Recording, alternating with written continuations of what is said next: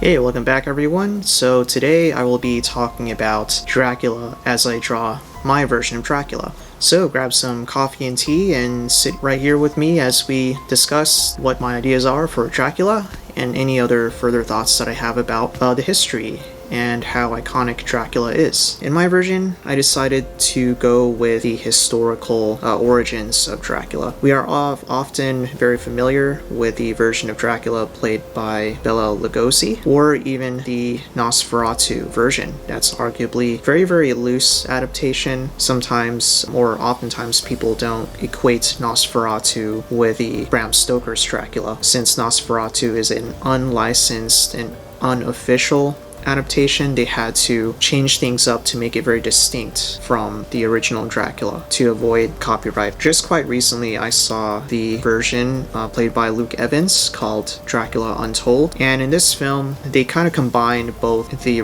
romantic depiction of Dracula that we know of today with vampirism, and they try to incorporate it with like the historical context, the fact that in this time Transylvania was under attack by the Turks, and Luke Evans plays this version of Dracula where he's just simply a really good prince and isn't trying to harm like a villain that we know of, the kind of Dracula that we know of, but in this time he's the good guy. And it also explains like how he got the supernatural powers, and I really find that version really fascinating and really cool, but I was conflicted. I wanted to go with more historical concept, but I added more of this like cool factor that I try to imagine Dracula to be both a superhero, and also that just like with anyone in history and in real life, they're very complex. There aren't just simply good or simply bad, but very complex people. So where I'm from and how where I grew up, watching anime and playing video games, I'm more familiar with the Japanese rendition of Dracula, where I'm surrounded by pop culture and a lot of like the TV shows and an anime that depict Dracula as just strangely more Japanese and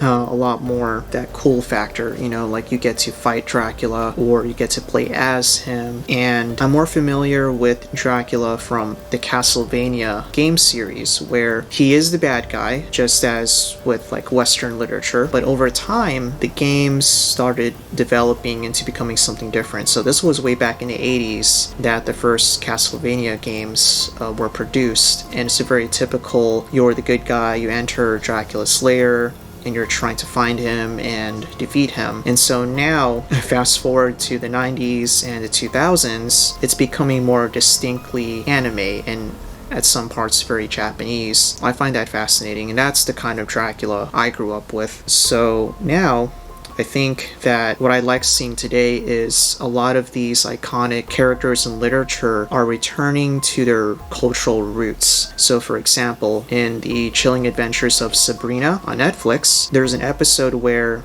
she has to team up with Dracula, King Herod, and Imhotep. So very notorious people from history that are said to be very villainous. But in this version, Dracula has a more of the Transylvanian attire instead of the Bela Lugosi Dracula, where it's like the slick backed hair and that suave accent. And in this time, it's very like, yeah, he's very Transylvanian. He's like known to be the impaler, where he's the one impaling people. So it's interesting how now the way we see Dracula and vampires, they're the ones that are being impaled. So there's that interesting difference. And now we see Dracula is returning to their roots in literature or their roots in history, and that is why I decided to depict Dracula this way. So I hope you enjoyed that rendition of Dracula. Let me know in the comments what you think. Do you prefer Dracula from the actual cultural origin, or do you like Bram Stoker's Dracula, or do you like some rendition of Dracula I've never heard of? Let me know in the comments. Don't forget to like, share, and subscribe if you're new to this channel, and I will see you next time